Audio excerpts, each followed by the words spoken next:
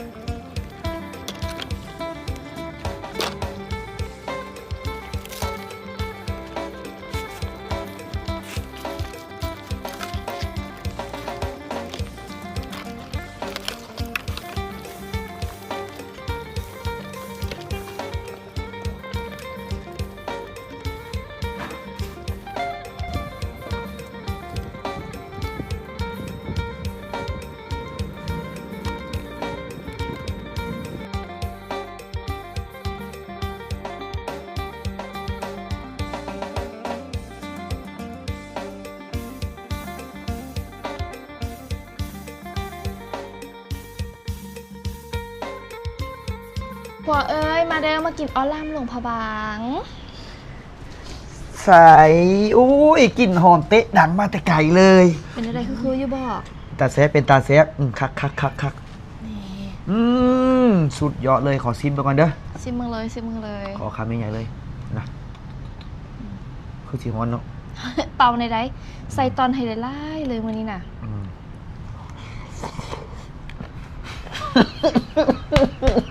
เป็นจะได้เปล่าโพดสดใส่ใบโพดหิวข้าวบ่ค่อยๆกี้บุ้ยไผ่ยัดนะไอ้ครับใส่หนังพร้อมอ่ะโอ้ใส่ทุกอย่างเลยใส่ทั้งหนังใส่ทั้งเขียบหมูใส่ทั้งซีนใส่แบบซีแหละมาถึงเสร็จแล้วเจ้าคือเลือกกินเมนูเฮ็ดยากเลยเฮ้อโคตรหลายขั้นตอนเลยบุได้ไปหลวงพระบางโดนแล้วขึ้นฮอตฮอตสาวหลวงพระบางฮอตนี่อ๋อบ้าเนาะฉันจะยอมเสียเงิน 2,000 บาทให้เมียปะแล้วเราคิดว่าสาวหลวงพระบางกับเงิน 2,000 บาทเดี๋ยวก่อนขี่รถไฟไปหาเขาตัวอยากกินสีมือเมียสินะเอาพี่น้องเบิ่งกันอยู่ทางไหนแด่คอมเมนต์บอกหน่อยเด้อ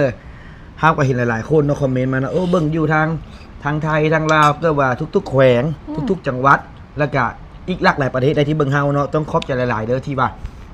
แบบติดตามพวกเฮา2 คนแบบนี้เนาะและก็ขอให้ติดตามไปตลอดเด้อรายการที่สำคัญขั้นเป็นไปได้กดแชร์ให้เป็นกำลังใจให้พวกเขาเด้ โดน เนาะนี่แซ่บๆไปสิเลย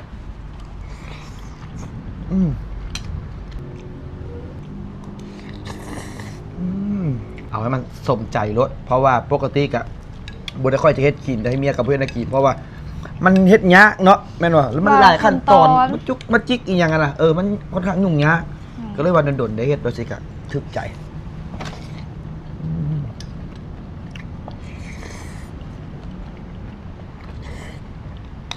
แต่เมียเด้อสิเฮ็ดเมนูเกาะหลามหลวงผับบาง ให้ผัวกิน โอ้ยบ่แม่นสำเนียงนี่เอาล่ามเอาล่ามหลวงพระบางว้า ขอบใจหลายๆเด้อที่ว่าเมียตั้งใจให้ได้กินแล้วก็ขอบใจทุกคนเด้อที่ว่าเข้ามากดไลค์กดคอมเมนต์กดติดตามกดแชร์หรือเข้ามาเบิ่งละๆอย่างก็แล้วแต่ขอบใจหลายๆทุกคนเด้อสำหรับคลิปหน้าเนาะผัวสิให้เมียเฮ็ดหยังให้กินก็ต้องท่าติดตามเด้อพี่น้องเด้อ ผัว สำหรับ สิขอให้เมียเลือกเมนูแล้วผัวเส้นให้กิน เอาเดี๋ยวกระยาเด้อท่าติดตามแล้วกันพี่น้องสำหรับมื้อนี้ขอตัวลาไปก่อนเด้อสบายดี สบายดี